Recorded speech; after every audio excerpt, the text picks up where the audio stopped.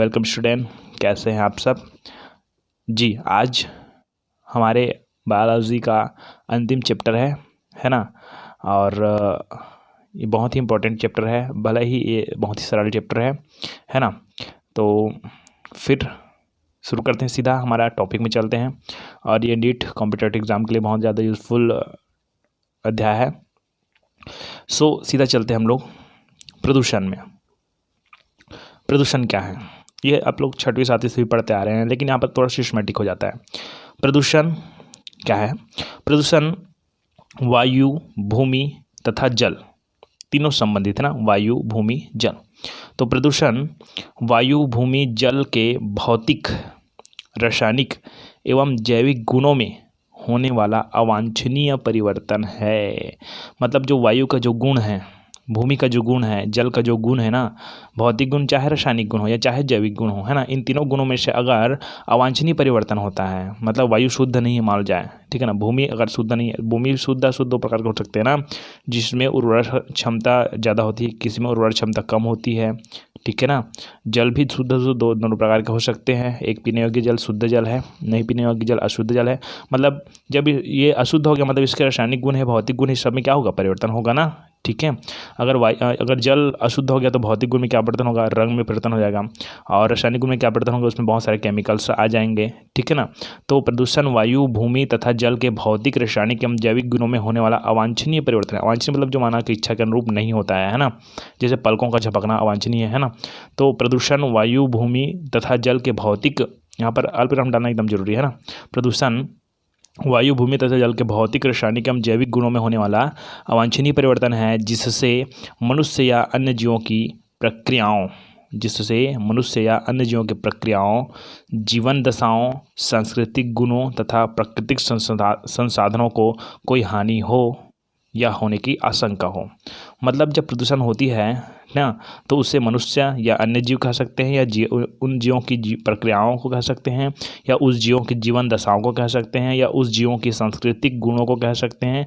अर्थात कुछ बहुत सारे प्राकृतिक संसाधन होते हैं, इन सबको हानि हो सकती है उस प्रदूषण के कारण, हो सकती है, या होने की संभावना हो या आशंका हो, तो उसको हम लोग बोलते हैं प्रदूषण। क्या बोलते हैं? प्रदूषण। देख लीजिए कि वायु, भूमि तथा जल के भौतिक एवं रासायनिक गुणों में होने वाला अवांछनीय परिवर्तन है, जिससे मनुष्य या अन्य जीवों की प्रक्रियाओं, जीवन दशाओं, सांस्कृतिक गुणों तथा प्राकृतिक संसाधनों की कोई हानि हो या हानि होने की क्या हो, संभावना हो, ठीक है ना। अगर प्रदूषण को लास्ट टर्म लिखना है तो क्या लिखोगे, वायु, भूमि तथा जल के भौतिक, रासायनिक एवं जैविक गुणों में होने वाला अवांछनीय परिवर्तन, जिससे अवांछनीय परिवर्तन, हाई को मत लिखना, अवांछनीय परिवर्तन जिससे मनुष्य या अन्य जीवों की प्रक्रियाओं, जीवन दशाओं, सांस्कृतिक गुणों तथा प्राकृतिक संसाधनों में कोई हानि हो या हानि की आशंका हो, तो उसे प्रदूषण कहते हैं, ऐसा कहते हैं, अगर प्रदूषण को लास्ट टर्म लिखना है तो, ठीक। देखिए, चलिए हम लोग चलते हैं। प्रदूषण का कोई तो एकदम परफेक्ट कोई परिभाषा नहीं दे आज तक से, है ना, लेकिन ईपीओडम ने कुछ परिभाषा दी। देखिए, आप दोनों में से किसी एक को भी लिख सकते, कोई दिक्कत नहीं है ना। ईपीओडम ने क्या कहा कि प्रदूषण वायु, जल, भूमि, वही तीनों संबंधित, फिर वायु, जल, भूमि अर्थात पर्यावरण के भौतिक, रासायनिक एवं जैविक गुणों में होने वाला। अब पर्यावरण बोल दिया मतलब वायु, जल और भूमि तीनों आ गया एक साथ, अगर पर्यावरण बोल दिया तो, है ना। तो प्रदूषण वायु, जल, भूमि अर्थात पर्यावरण के भौतिक, रासायनिक एवं जैविक गुणों में होने वाला ऐसा परिवर्तन है जो मनुष्य एवं अन्य जीवों की जैविक परिस्थितियां तथा परिवेश के प्राकृतिक एवं सांस्कृतिक तत्वों के लिए हानिकारक है। बस वही मतलब है, मतलब कुछ अलग घुमाकर बोला गया है। ओके, आगे चलते हैं हम लोग प्रदूषक में। चलिए, अब प्रदूषण कौन फैलाता है? प्रदूषक ही फैलाता है ना प्रदूषण को, है ना। तो प्रदूषक क्या है पहले क्लियर कर लेते हैं, है ना, उसके बाद हम लोग प्रदूषण के प्रकार में चलेंगे। तो प्रदूषक में चलते हैं, ऐसे पदार्थ या कारक जो पर्यावरण में प्रदूषण फैलाते हैं, प्रदूषक कहलाते हैं। सीधी बात यह है कि जो प्रदूषण फैलाएगा वही तो प्रदूषक कहलाएगा ना। प्रदूषक कलम का है ना लास्ट में। तो ऐसे पदार्थ है कारक जो पर्यावरण में प्रदूषण फैलाते हैं, प्रदूषक कहलाते हैं। सीधी बात, क्लियर। चलिए, अब प्रदूषक को हम लोग बहुत सारे भागों में अलग अलग तरीक़े से बांटते हैं, ठीक है ना। तो सबसे पहले हम लोग चलते हैं अविघटनीय अर्थात अनिम्नीकरणीय मतलब उसका निम्नीकरण नहीं किया जा सकता, विघटन नहीं किया जा। विघटन क्या है आप लोग जानते हो, जटिल पदार्थों से सरल पदार्थों में बंटना, ठीक है ना, सूक्ष्म जीवों के द्वारा ही होता है अधिकतर, है ना। तो अविघटनीय अर्थात अनिम्नीकरणीय प्रदूषक, है ना, ऐसा प्रदूषक जिसका प्रकृति में विघटन संभव नहीं है, यह नगण्य है, मतलब नहीं के समान है पूरा पूरा, है ना। अविघटनीय प्रदूषक कहलाते हैं। जैसे प्लास्टिक को हम लोग मिट्टी में कितना भी दबा लें अंदर में, है ना, ठीक है ना, और कांच को कितने भी अंदर में कुछ भी कर सकते हैं, लेकिन ये अपने आप सड़ता गलता नहीं है। लेकिन अगर प्लास्टिक को जला दिया जाए तो वो हो सकता है, लेकिन जलाने पर तो बहुत ज़्यादा ही जहरीली गैस प्राप्त हो सकती है ना अपने को। ओके, तो इसको जलाया नहीं जा सकता है। ओके, तो अब जलाया नहीं तो उसको मिट्टी में दफनाया, तो ये तो क्या नहीं होता है, विघटन नहीं होता है। तो ये कौन से प्रदूषक कहलाएंगे, अविघटनीय प्रदूषक कहलाएंगे। ठीक है, कांच है वो। आगे चलते हैं हम लोग जैव विघटनीय अर्थात जैव निम्नीकरण प्रदूषक। ऐसे प्रदूषक जो किसी विभिन्न जैविक क्रियाओं से विघटित होकर प्रकृति में मिल जाते हैं, जैसे कि हमारे पास बहुत सारे हैं, आगे बता रहा हूँ, है ना। जैव विघटनीय प्रदूषक कहलाते हैं। यहाँ तक तो हो गया। इस प्रकार के प्रदूषकों का अपघटन सूक्ष्म जीवों के द्वारा सरल पदार्थों में कर दिया जाता है। ये तो नॉर्मल लिखने का, इसको ज़्यादा लिखना नहीं है, इतना तक चल जाएगा, है ना। अब इसमें एग्जाम्पल क्या आता है, इसमें एग्जाम्पल आता है घर से निकले हुए कूड़े, ठीक है ना। इसमें एग्जाम्पल लिख देता हूँ मैं, यहाँ पास जगह नहीं है क्या, हाँ, कागज, है ना, और अपशिष्ट पदार्थ, मलमूत्र वगैरह, हड्डी, जानवरों की हड्डी, अधिकतर ये सब क्या है, जैव विघटनीय प्रदूषक हैं। ठीक है ना। अब जैव विघटनीय प्रदूषक तो हो गया ना, कंप्लीट हो गया। बट हम लोग थोड़ा सा चलते हैं एक बाद में कि सब प्रदूषक को कुछ कुछ अलग अलग भागों में और बांटा गया है कि प्राथमिक प्रदूषक क्या है, द्वितीयक प्रदूषक क्या है, भरात्मक प्रदूषक क्या है। थोड़ा थोड़ा मैं इसका डिटेल करना चाहता हूँ, है ना। ठीक है, तो हम लोग चलते हैं पहले प्राथमिक प्रदूषक में। इसका मैं डिटेल नहीं किया हूँ, है ना, जिसको मैं बोलते जा रहा हूँ, आप लोग ध्यान से सुनते जाइएगा, ठीक है ना। मैं इसको लिखूँगा नहीं। तो प्राथमिक प्रदूषक क्या है देखिए, है ना। तो कुछ ऐसे प्रदूषक हैं, है ना, कुछ ऐसे प्रदूषक, लिख देता हूँ थोड़ा से, कुछ ऐसे प्रदूषक जो उसी अवस्था में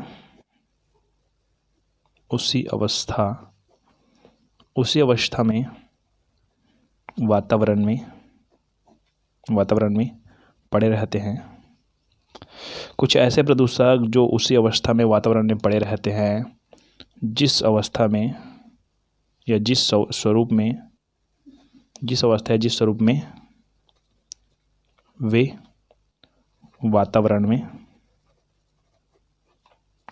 में उत्सर्जित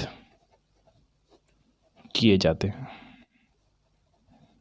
मतलब कुछ ऐसे प्रदूषक जो कि उसी अवस्था में वातावरण में पड़े रहते हैं जिस अवस्था में वातावरण में उत्सर्जित किए जाते हैं, मतलब ये प्राथमिक प्रदूषक कहलाते हैं। उदाहरण के लिए कांच को हम लोग फेंक देंगे तो वो उसी अवस्था में ही पड़ा रहेगा जिस अवस्था में उसको फेंका गया था, ठीक है ना।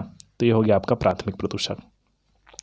अब द्वितीयक प्रदूषक में चलते हैं। द्वितीयक प्रदूषक क्या है ना। तो कुछ प्रदूषक, इसको मैं बोल देता हूँ, कुछ प्रदूषक जिस स्वरूप में वातावरण में उत्सर्जित होते हैं, यहाँ तक तो क्लियर हो गया, है ना। कुछ प्रदूषक जिस स्वरूप में वातावरण में उत्सर्जित होते हैं उसी स्वरूप में वे वातावरण में नहीं रह पाते हैं। इसमें रहते हैं ना, इसमें नहीं रह पाते हैं। पूरा नहीं लिख रहा हूँ, ध्यान सुनिएगा, अच्छा से कंप्लीट हो जाएगा। कि कुछ ऐसे प्रदूषक होते हैं जो कि जिस स्वरूप में वातावरण में उत्सर्जित होते हैं ना, उसी स्वरूप में वातावरण में नहीं रहते हैं, ठीक है, बल्कि किसी अन्य गैस या यौगिक के साथ क्रिया करता है और अन्य प्रकार के प्रदूषक में परिवर्तित हो जाता है। तो उसे हम लोग बोलते हैं द्वितीयक प्रदूषक। और द्वितीयक प्रदूषक बहुत ही ज़्यादा क्या होता है, हानिकारक होता है, ठीक है ना। तीसरा आता है भारात्मक प्रदूषक। तो भारात्मक प्रदूषक क्या है, तो ऐसे पदार्थ जो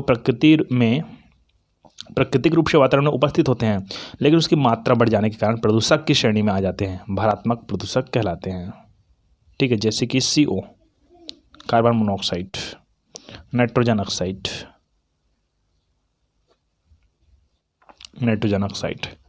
ये सब क्या है, भारात्मक प्रदूषक है।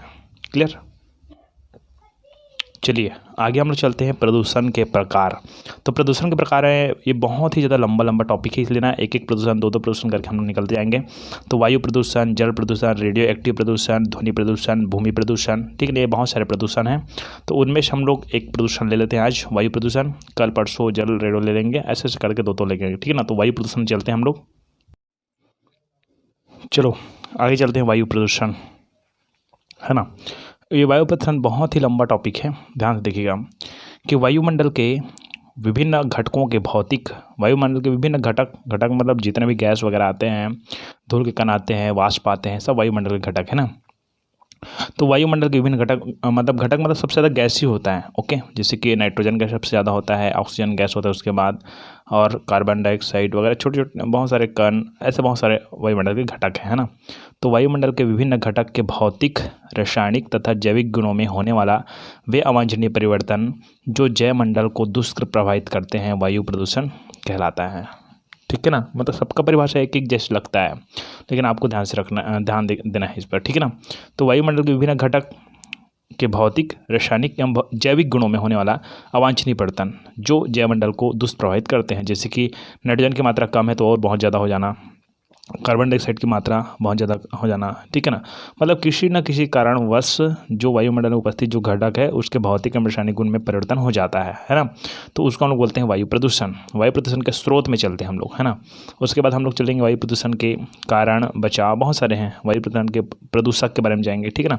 तो वायु प्रदूषण के स्रोत में देखते हैं, एक तो होता है प्राकृतिक स्रोत और दूसरा होता है मानव निर्मित स्रोत। मानव निर्मित मतलब हम लोग करते हैं, मैं तो नहीं करता हूँ, बात अलग है, ठीक है ना। ये प्राकृतिक स्रोत में चलते हैं।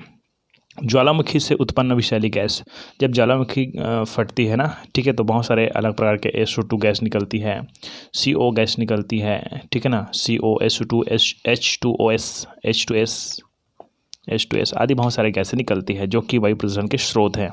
दूसरा वनों की आग, वन में जब आग लगती है तो कार्बन की मात्रा वाले गैस निकलती है ना। मार्स गैस क्या है, कमेंट बॉक्स में बताइए जरूर, ठीक है ना। कास्मिक धूल के कण हैं, ये सब क्या है, प्राकृतिक स्रोत है वायु प्रदूषण के ना। वायु प्रदूषण के हम लोग निर्मित स्रोत में चलते हैं, मानव निर्मित स्रोत में चलते हैं। औद्योगिकरण, अब उद्योगों से आने वाली बहुत सारे गैसें हैं जो कि वायु प्रदूषक का कार्य करती है, वायु प्रदूषण का कार्य करती है। ऑटोमोबाइल उद्योग, ठीक है ना। जीवाश्म ईंधन, नाभिकीय परीक्षण, ये सब क्या होते हैं, वायु प्रदूषण के स्रोत हैं, ठीक है।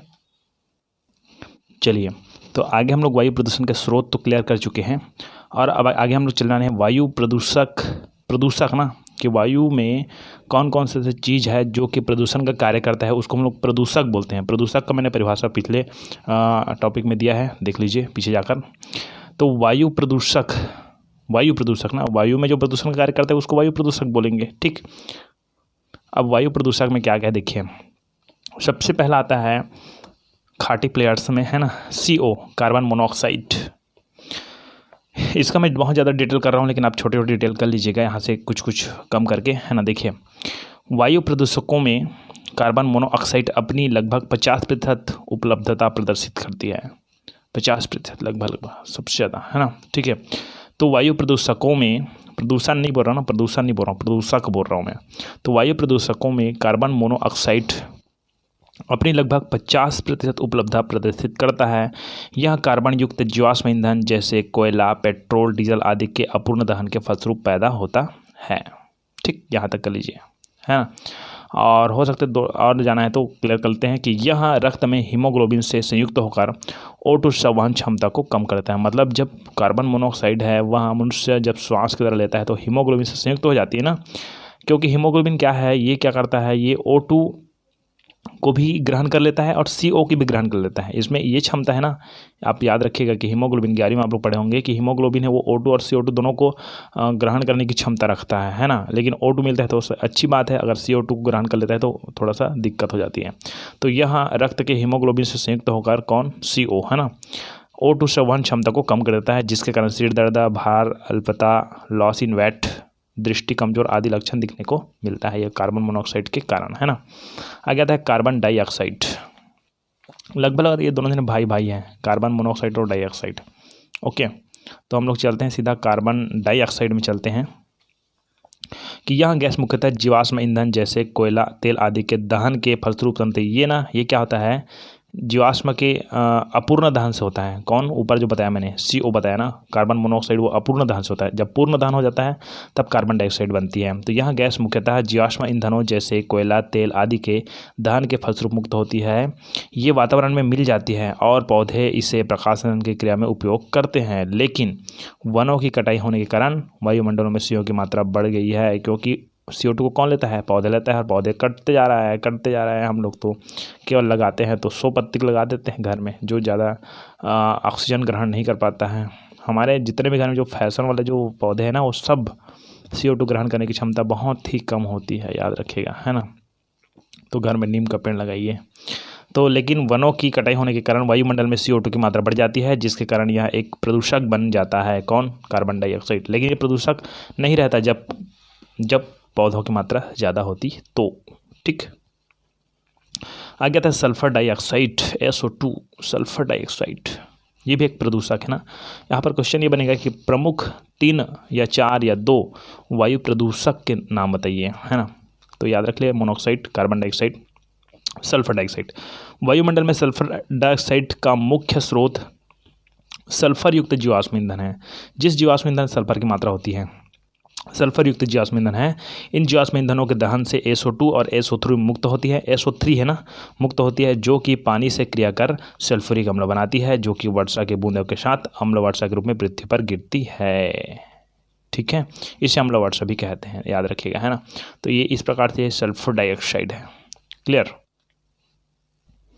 चलिए आगे हम लोग चलते हैं नाइट्रोजन के ऑक्साइड, नाइट्रस ऑक्साइड कह सकते हैं। NO3 nitrate, NO2 nitrite. Okay, तो नाइट्रोजन के ऑक्साइड मतलब N के साथ O जुड़ा है, ये मोनोऑक्साइड है ना, NO। ठीक है, ये डाइऑक्साइड है, NO2। ये पेट्रोलियम पदार्थ के दहन से तथा कल कारखानों की चिमनियों आदि से निकलते हैं। ठीक, इसके कारण जंतुओं तथा मनुष्यों में श्वसन रोग, हृदय, फेफड़ा तथा आँख संबंधी बीमारियां होती है। तो ये भी क्या है, वायु प्रदूषक ही है। ठीक है ना। चलो आगे चलते हैं हाइड्रोकार्बन में। हाइड्रोकार्बन बहुत ही इंपॉर्टेंट टॉपिक आता है अपना। ठीक है ना। हाइड्रोकार्बन क्या है, हाइड्रोजन और कार्बन से बनी हुई को बोलते हैं हाइड्रोकार्बन, जैसे कि मीथेन, CH4। ये कार्बनिक ईंधनों के अपूर्ण दहन के फलस्वरूप वातावरण में उत्सर्जित होते हैं। एथिलीन, मेथेन, आइसोसाइनेट इत्यादि प्रमुख हाइड्रोकार्बन हैं। जो सबसे मेन में कौन आता है, मेथेन आता है आपका। मेथेन वाला जो ग्रुप है, alkane group, methane, ethanol, propane, butane, ये सब है ना। तो ये कार्बनिक ईंधनों के अपूर्ण दहन के फलस्वरूप वातावरण में उत्पन्न होती है ना। ये सब आदि इत्यादि प्रमुख हाइड्रोकार्बन है, जो वातावरण में उत्सर्जित होकर पौधों में पीलापन, पत्तियों का सड़न व मनुष्यों में फेफड़ों के कैंसर भी होता है हाइड्रोकार्बन के कारण। ठीक, और छठवां आता है आपका धूल के कण। धूल के कण को आप लोग नहीं लिख पाओगे क्या, वायु में अवस्थित धूल एवं धूल के कणों के चारों तरफ SO2, NO2, H2S आदि चिपक जाते हैं और श्वास के साथ शरीर में पहुंचकर श्वास नली में फेफड़ों को प्रभावित करते हैं। ये सब ओके, छोड़िए इस सब को, है ना। आगे हम चलते हैं जीवों पर प्रभाव, वायु प्रदूषण के प्रभाव। ये थोड़ा इंपॉर्टेंट क्वेश्चन है, बल्कि सबसे कचड़ा और सबसे सरल क्वेश्चन, लेकिन ये थोड़ा सा इंपॉर्टेंट हो जाता है कि वायु प्रदूषण के प्रभाव को समझिए। जीवों का प्रभाव, है ना, एकदम फटाफट पढ़ते बच जा रहा हूँ, इसमें ज़्यादा समझाऊंगा नहीं। कि कारखानों की चिमनियों से निकलने वाली SO2 गैस पौधों को क्षतिग्रस्त कर देती है। कारखाना जो SO2 है ना, क्योंकि पौधे CO2 नहीं लेता है जी, और उसके जगह दूसरे को पिला रहे हो उसको, है ना, SO2 को दे रहे हो, तो मरेगा नहीं, मरेगा ही, है ना। तो प्राणियों में SO2 श्वास नली में, अच्छा ये तो हो गया पौधों में, पौधों को क्षतिग्रस्त कर देता है। लेकिन प्राणियों क्या करता है, प्राणियों को O2 चाहिए, O2 की जगह क्या दे रहे हैं, SO2 दे रहे हैं। तो प्राणियों में SO2 श्वास नली में जलन पैदा करती है तथा फेफड़े हानि पहुँचाती है। दूसरा, वायु में उपस्थित शीशे के कणों से तंत्रिकीय व्यवधान उत्पन्न होती है। PAN, परऑक्सिल एसिटाइल नाइट्रेट, PAN का पूरा नाम लिखिए, ऐसा क्वेश्चन आ सकता है। तो आँखों में जलन पैदा, आँखों में नमी वाला गाना याद आ गया था मेरे को, है ना। ठीक है, तो आँखों में जलन पैदा करती है तथा साथ ही साथ फेफड़ों को भी क्षति पहुंचाती है।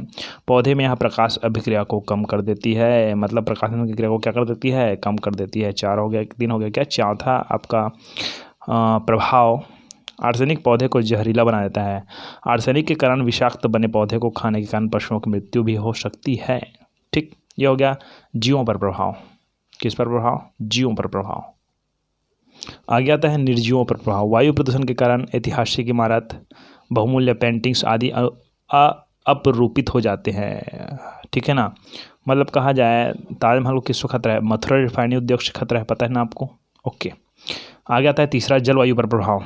ये वायु प्रदूषक के ना, तो वायु प्रदूषण के कारण PAN के बनने तथा एरोसॉल में वृद्धि होने के कारण ओजोन परत नष्ट होती जा रही है, ठीक है। मतलब जलवायु पर भी बहुत ज़्यादा क्या डालती है? प्रभाव डालती है, ठीक है ना। मतलब वायु का जो प्रभाव है, ठीक है ना, किस पर भी पड़ेगा अपने पास? जलवायु पर भी पड़ता है इसका प्रभाव, ठीक है। तो क्या होता है, ये जो एरोसोल है, वायु प्रदूषण के कारण PAN बनने के तथा एरोसोल में वृद्धि होने के कारण, ठीक है ना, ओजोन परत नष्ट होती जा रही है, जिससे वातावरण एवं जलवायु प्रभावित होती है। विभिन्न प्रकार के ईंधनों के इस्तेमाल व दहन से वायु में CO2 की मात्रा बढ़ जाती है, जो वायुमंडल के तापमान को बढ़ाती है, जिसे वैश्विक तापन कहा जाता है। ग्रीन हाउस प्रभाव मेन टॉपिक है, वो मैं आगे बताऊंगा, ठीक है ना। ये तो हो गया वायु प्रदूषण के प्रभाव। अब नियंत्रण के उपाय देखते हैं। ये भी बहुत इंपॉर्टेंट क्वेश्चन, लेकिन बहुत ही सस्ता और सरल है ना। तो वायु प्रदूषण के नियंत्रण के उपाय: कारखानों की चिमनियों में धुएं को कम तथा शुद्ध करने के लिए विशेष प्रकार के शोधन यंत्रों को लगाया जाना चाहिए। शोधन मतलब शुद्ध करने वाला, शोधन।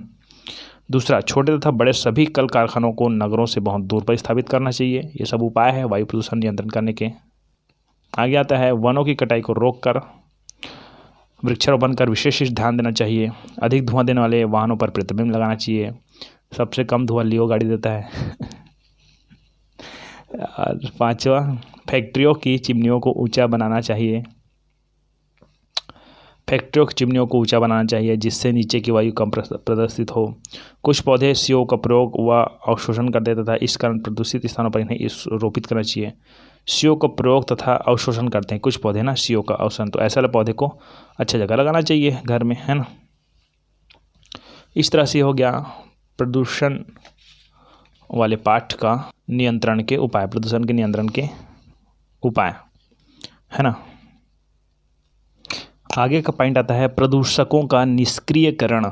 जो प्रदूषक है ना, उसको कैसे निष्क्रियकरण कर सकते हैं? इसको दो तरह से निष्क्रिय कर सकते हैं, है ना। कैसे? एक तो उसका प्रकृति परिवर्तन कर देते हैं। प्रदूषक का जो विनाशक प्रकृति है ना, उसको हम लोग निर्माणात्मक प्रकृति कर देंगे ना, तो प्रदूषण की श्रेणी से हट जाएगा। और दूसरा हो जाएगा प्रदूषकों को पृथक्करण कर। प्रदूषक को ना सामान्य तरह से क्या कर देंगे? पृथक कर देंगे, अलग कर देंगे, है ना।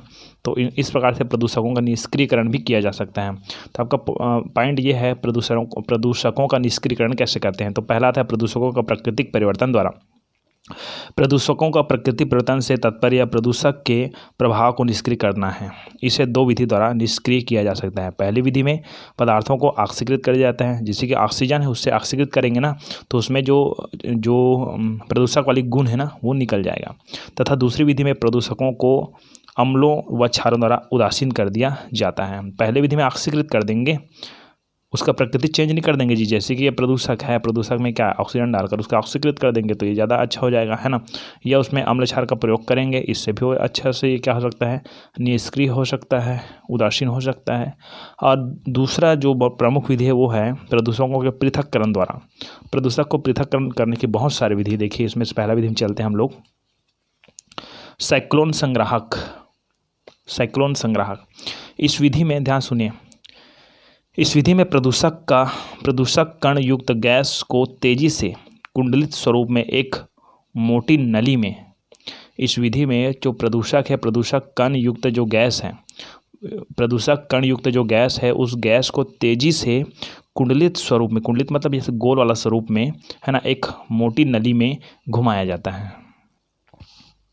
देखिए यहाँ पर ये वाला जो चित्र दिखाई दे रहा है आपको, है ना।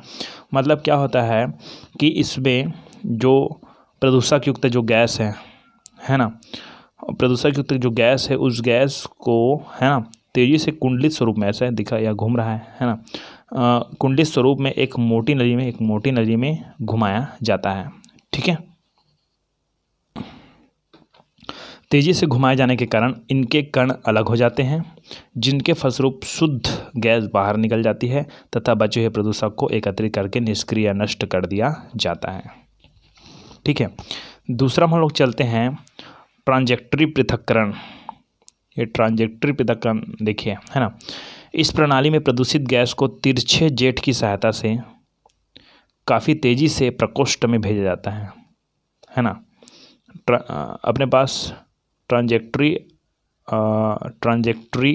पृथक्करण में देखिए ध्यान से कि इस प्रणाली में प्रदूषित गैस को तिरछे जेट की सहायता से काफ़ी तेज़ी से प्रकोष्ठ में भेजा जाता है, जिसके कारण भारी कण प्रकोष्ठ में अलग हो जाते हैं तथा गैस बाहर निकल जाती है। तो देखिए यहाँ पास ये जो चित्र है उसमें देखिए, यहाँ से प्रदूषित गैस है वो बहुत भारी तेज़ी से, मैंने क्या बोला था कि इस प्रणाली में जो प्रदूषित गैस है उस प्रदूषित गैस को तिरछे जेट की सहायता से काफ़ी तेज़ी से प्रकोष्ठ में भेजा जाता है ना, जिसके कारण जो भारी कण हैं प्रकोष्ठ में अलग हो जाते हैं। भारी कण है वो क्या होते हैं, प्रकोष्ठ में क्या होते हैं, अलग हो जाते हैं। ठीक है ना, और गैस बाहर निकल जाते हैं। जो बाहर जो क्लीन एयर है ना, साफ गैस है, वो क्या होते हैं, बाहर निकल जाते हैं। बस ये है ट्रांजेक्टरी पृथक्करण। तीसरा नंबर का आता है इलेक्ट्रोस्टैटिक प्रक्षेपण।